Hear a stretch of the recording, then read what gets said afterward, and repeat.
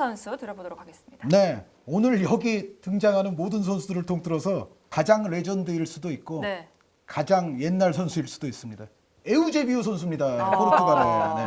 네. 에우제비우 선수가 66년 월드컵에서요. 9골을 넣으면서 이제 득점왕이 됐는데 그 월드컵에서 9골 중에 4골이 페널티였어요. 한 월드컵에서 최다 페널티 타이 기록입니다. 요 6위 순위는 제가 어떤 의미를 부여한 순위냐면은 메이저 대회 정말 중요한 대회에서의 강심장. 이 카테고리에 속하는 선수가 여기 선정이 안 됐으니까 이제 부가적으로 말씀드리자면 지단 선수. 네, 지단 선수. 근데 지단 선수는 제가 뺀 이유가 전체 페널티 확률은 지단 선수가 그렇게 탁월한 편이 못 돼요. 그런데 정말 우리가 생각하는 네, 중요한 데에서는 다 넣죠. 그러니까 예를 들어 월드컵 준결승, 결승, 또 유로 대회, 뭐 잉글랜드를 상대로, 뭐 포르투갈을 상대로 이런 경기에서 지단 선수는 항상 넣었거든요. 근데 지단 선수는 다시 한번 말씀드리지만 전체 확률이 그렇다고 아주 높은 선수는 아니에요. 그래서 지단 선수는 좀 제외했고, 제가 또 한 명 꼭 언급하고 싶은 선수는 렌젠브링크도 있지만 요한 네스켄스라는 네. 요한 크루이프의 정말 아주 가장 친한 동료였던 네스켄스라는 네덜란드의 아주 토탈 풋볼 미드필더가 있었는데, 요 선수는 74년 월드컵에서만 3개를 페널티로 넣었습니다. 74년 월드컵에서 네덜란드에서 가장 골을 많이 넣은 선수는 크루이프가 아니라 네스켄스입니다. 네. 페널티 말고도 한 2골 더 넣어서 그것도 또 멋있게 넣었죠. 그래서 5골을 이제 74년 월드컵에서 터뜨렸는데 그 가운데 3개가 페널티였어요. 그래서 지단이라든가 네스켄스, 아까 그리고 나왔지만은 뭐 렌젠브링크 이런 선수들이 정말 메이저 대회 큰 무대에서 강심장의 페널티를 보여준 선수들인데, 저는 그 대표 우두머리로서 에우제비우 선수. 네. 그래서 제 생각에는 에우제비우 선수도 역시 제가 다른 대회에서의 기록을 찾기는 좀 어려웠지만 그럼에도 불구하고 월드컵에서 그 정도 페널티를 연이어서 4개를 터뜨리는 걸 보면 이 선수는 리그에서도 잘했을 게 틀림없습니다. 예, 정확한 스탯을 제가 갖고 있지 않지만 에우제비우는 통계가 없죠. 예, 분명히 페널티 달인이었을 거라고 저는 확신합니다. 에우제비우. 예. 알겠습니다. 에우제비우를 5번째 선수로, 그 다음에 장유현님의 5번째 선수는요? 이 한현님하고 계속 이렇게 겹치네요. 그래요? 네, 저는 몇 번째예요? 에우제비오가 아니고 한현님하고 비슷한 뉘앙스인데 아, 펠레입니다. 오히려. 오, 펠레요. 네, 펠레 선수는 뭐 팬들 아시다시피 골을 뭐 세계에서 제일 많이 넣었던 선수 중에 한 명인데, 펠레는 이제 본인이 페널티킥은 다소 비겁한 득점 방식이다. 카워드, 카워드라는 겁장의 행위라고 그랬어요. 네, 예. 표현을 예전에. 썼죠. 네. 근데 펠레가 정확하게 페널티킥 골을 통산 몇 골을 넣었는지는 정확하게 수가 모르겠어요. 없었어요. 네. 네. 그건 본인도 모를 거예요. 걱정하지 마세요. 근데 일단 제가 이렇게 확보해서 쭉 훑어본 영상만 해도 페널티킥 골이 많아요. 그러니까 많이 넣었을 겁니다. 그리고 한현님처럼 에우제비 얘기한 것처럼 저도 확률도 꽤 높았을 것이라고 생각을 합니다. 네. 그래서? 펠레 선수를 넣고, 펠레 선수의 페널티킥은 그렇게 안 차는 경우도 간혹 있지만 약간 펠레 선수도 중간에 오. 네, 키퍼의 타이밍을 뺏는 약간 멈춤 동작이 있고 차는 그런 형태예요. 그래서 어떻게 보면은 그 예전에 선수들 페널티킥을 차는 선수들 중에서는 조금 특이하게 페널티킥 타이밍을 잡는 선수 중에 한 명이었을 거예요. 펠레 선수도. 그리고 그 이후에 브라질 선수들이나 그런 후배들, 또 세계적으로도 펠레 선수의 페널티킥 타이밍에 영향을 받아서 지금도 그렇게 차는 선수들이 생겼을 것이라고 저는 좀 추정을 합니다. 네. 그래서 그런 부분에서도 영향을 좀 많이 준 것 같다. 그래서 펠레 선수를 저는 순위해놨습니다. 네, 점점 더 흥미진진해집니다. 바로 한의원님의 4번째 선수는 누굴까요? 네, 저의 4번째 선수는 로타 마테우스입니다. 어. 네, 월드컵 결승전에서 비록 브레메에게 살 떨리는 상황을 양보하기는 했어도 시원하죠. 네, 근데 마테우스의 제 페널티킥은. 생각에는 마테우스 선수를 4위에 놓은 것은 역시 마테우스 선수도 좀 옛날 선수다 보니까 61년생이에요. 좀 옛날 선수다 보니까 기록이 완벽하게 나와 있지는 않은데 분데스리가는 어쨌든 제가 아까 말씀드렸던 대로 91%가 나오고요. 근데 이제 마테우스 선수 뭐 세리에아 기록도 있을 거고 독일 국가대표 기록도 있을 거고 정말 많은 기록이 더 있을 텐데, 제 생각에는 제가 브레메 선수에게 월드컵 결승에서 양보를 했음에도 불구하고 마테우스를 4위에 놓은 이유는 아까 호날두 선수 말씀드렸을 때처럼 개수로만 보면 브레메보다는 마테우스가 네. 훨씬 더 성공한 거 자체가 많을 겁니다. 그리고 페널티 자체는 마테우스도 완벽했어요. 그러니까 그 월드컵 결승에서의 그 양보는 조국을 위한 약간의 희생이다. 살떨림 뭐 그런 게 좀 있어서 했겠지만 실제로 페널티로만 하면 마테우스는 정말 장인 중에 장인이었다. 정말로 위력적으로 모서리로 꽂아 넣는 데 있어서는 아마 그런 계열에 있어서는 빼놓을 수 없는 사나이였다고 생각이 됩니다. 4위. 알겠습니다. 4위를 마테우스로 앉혀주셨고요. 또 장 의원님의 4위는 레반도프스키이기 때문에 다시 한 의원님으로 넘어가겠습니다. 한의원님의 세 3위. 번째. 저의 3위 대한민국 국가대표팀에게 매우 안 좋은 추억을 안겨줬던 사람입니다. 쿠아테목 블랑코. 네, 멕시코 선수 73년생. 이 네. 선수가 그 정순주 아나운서는 태어나기도 전이었겠지만 네, 그렇죠. 1998년 월드컵에서 블랑코 선수가 우리에게는 매우 씻을 수 없는 좀 안 좋은 제가 직접 봤어야 추억을 되는데. 줬습니다. 그러게. 이거는 뭐 좋은 추억은 아닌데 99년생이죠. 그러니까 제가 99년생이라서 못 봤어요. 이 선수의 이름이 쿠아테목이거든요. 네. 근데 이 선수가 우리나라와의 경기에서 시전했던 기술이 있는데 쿠아테미냐라는 이름이 붙어 있어요. 쿠아테목 블랑코가 거의 특허를 내고 있기 때문에 쿠아테미냐라는 이름이 붙어 있는 기술이 있는데 그냥 개구리 점프 네. 들어봤잖아요. 다리 맞아요. 사이에 볼을 끼우고 상대 수비가 여러 명 있는 사이를 점프해서 그러니까. 넘어가는 겁니다. 그런데 이제 우리가 사실 좋지 않은 추억이라고는 제가 말씀을 드렸지만 또 심각하게 우리가 또 기분 나빠할 필요는 없는 것 같아요. 왜 그러냐면은 요 기술을 이 블랑코 선수가 한국전에만 쓴 게 아니라 이 선수 커리어를 통틀어서 시도 때도 없이 썼습니다. 근데 지금 네. 페널티킥이랑 무슨 상관이 있어요? 이게? 그리고 이제 이 블랑코 선수가 요즘 뭐 하고 있냐면요. 진짜. 그 멕시코에서 현재 주지사를 하고 있어요. 네. 그 은퇴하자마자 바로 정계 진출해서 지금 주지사가 돼 있습니다. 블랑코 선수가 지금 그 개구리 점프에 그 선수가 지금 주지사 아주 높아졌다는 거 그거 말씀드리고요. 요 선수가 73개 시도해서 페널티킥을 71개 넣었어요. 71개. 71개.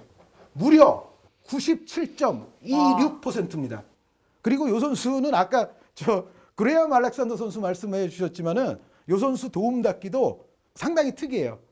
저 도움 닫기로 어떻게 저렇게 잘 넣지? 그것도 또 멀리서 와요. 네. 멀리서 따따따따따따 빠르게 또 뛰어서 와요. 그런데 보통 제가 이제 해설할 때도 그런 얘기를 하지만 도움 닫기는 적당한 게 가장 좋거든요. 너무 멀게 뛰어오는 선수도 실패 확률이 중요한 무대에서 좀 높고, 그리고 사실은 그 오늘 제가 랭킹에 넣으려고 그러다 안 넣은 선수가 하나 있는데 이탈리아의 전설적인 베페 시뇨리라는 선수가 있어요. 시뇨리 선수. 주세페 시뇨리 네. 선수가 네네. 있는데 이 시뇨리 선수는 페널티를 굉장히 잘 차는 축에 속하거든요.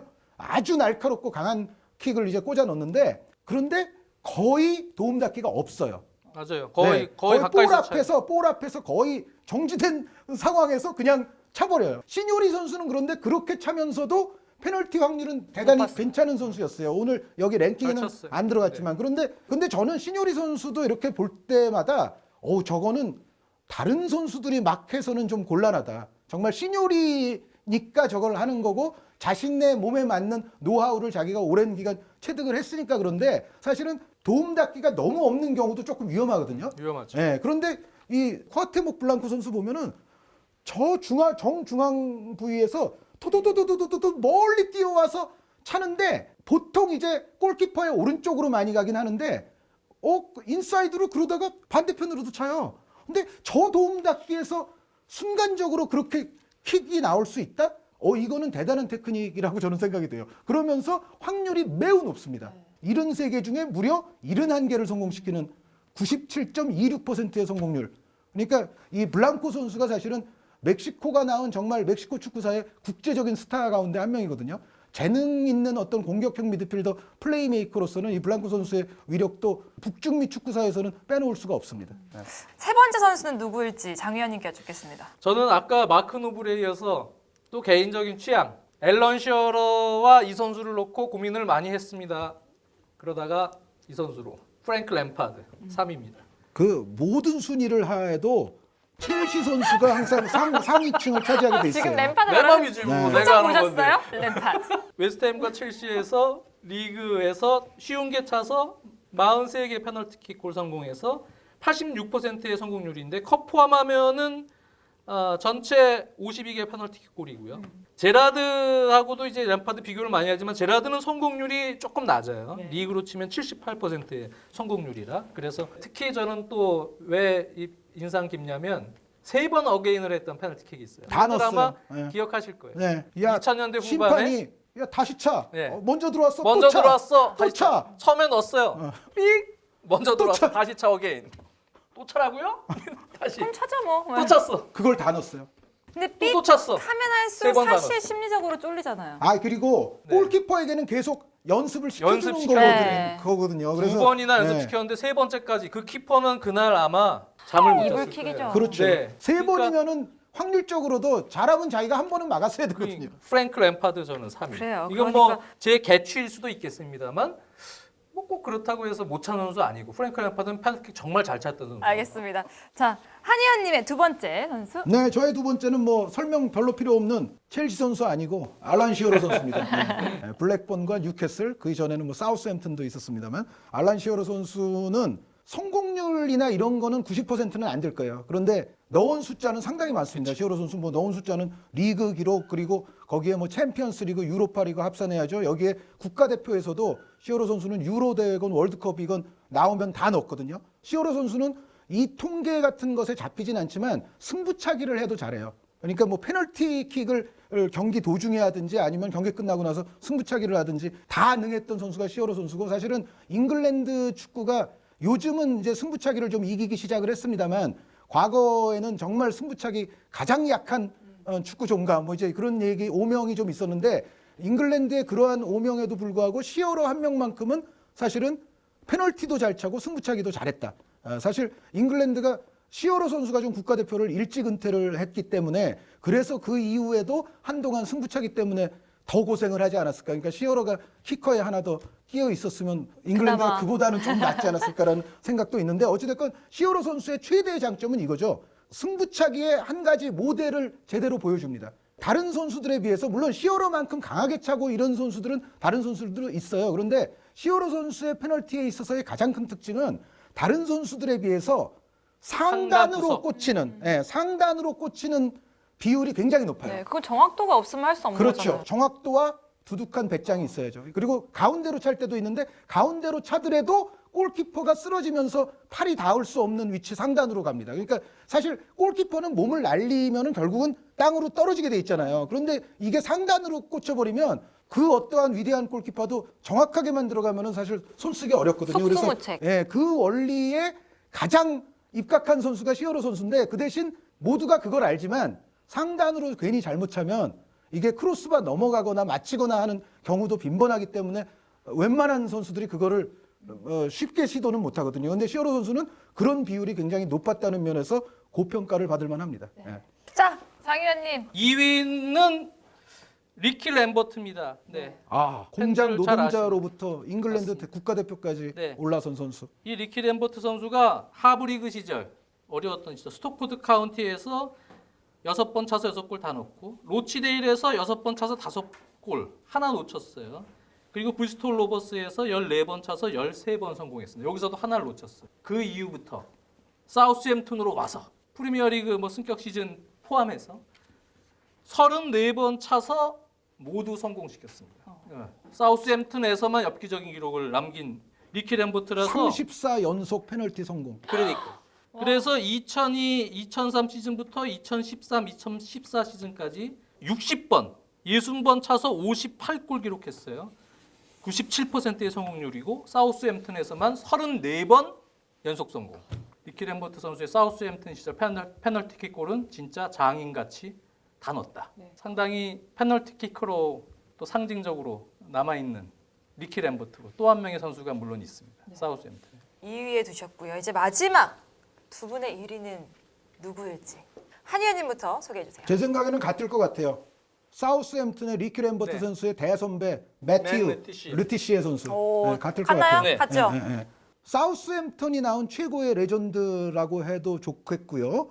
그리고 90년대 선수라서 사실 프리미어리그 뭐 중계가 활성화됐거나 한 시절과는 거리가 멀기 때문에 요즘 팬분들은 잘 모르실 수도 있어요. 게다가 이 선수가 잉글랜드 선수스럽지 않게 상당한 테크닉, 발재간 및 창의적인 플레이를 아주 좋아하는 선수였는데 네. 잉글랜드 국가대표 뛴 거는 10번도 안 돼요. 체력이 좀 약했어요. 그러니까 잉글랜드 활동량이 좀 적었어요. 감독들이 좋아하는 스타일이 아니었어요. 다른 리그, 대륙의 리그에 있었다면 아마 훨씬 더 스타가 됐을지도 모르지만 잉글랜드에서는 사실 대표 경력도 별로 없고 하기 때문에 사우스햄튼 레전드는 됐어도 전체 프리미어 리그의 국제적인 스타는 아닐 수 있지만 그럼에도 불구하고 이 선수의 페널티킥 기록은 49번 차서 48번 성공입니다.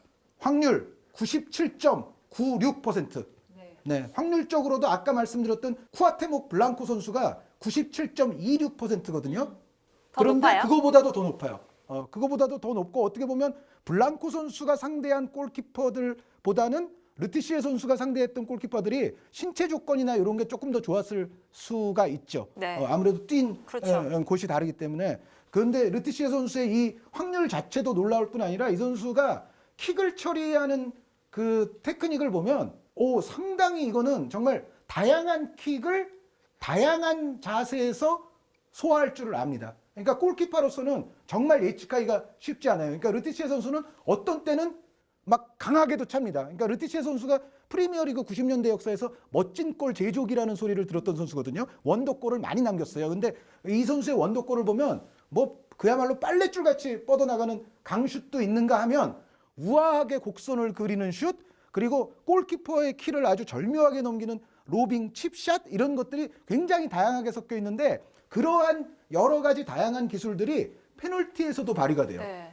파워를 싣고 싶을 때는 파워를 싣고 아니면은 뭐 우아하게 감아차서 모서리로 꽂고 싶을 때는 또 우아하게 감아차기도 하고 물론 이때 프리미어 리그가 유럽에서 뭐 아주 정상급 리그는 아니었기는 하죠. 르티시에 선수 전성기 때. 그런데 그럼에도 불구하고 그래도 유럽에서 유수의 리그에서 이 정도 했다는 거는 이 선수를 페널티킥에 있어서만큼은 당할 선수가 없다라고 저는 과감하게 말씀을 드립니다. 세계 축구 페널티킥의 제왕들 탑10 두 분의 탑10을 다 들어봤는데요. 정말 이 PK 페널티킥을 생각하는 것만으로도 굉장히 짜릿하고 흥분되는 것 같습니다. 여러분들 또 다음 월요일 날 뵐 텐데 요즘 VS가 난리가 아니에요. 월요일 날 여러분들 또 VS 편이 준비되어 있거든요. 어떤 주제가 기다리고 있을지 바로 월요일 날 찾아뵙도록 하겠습니다.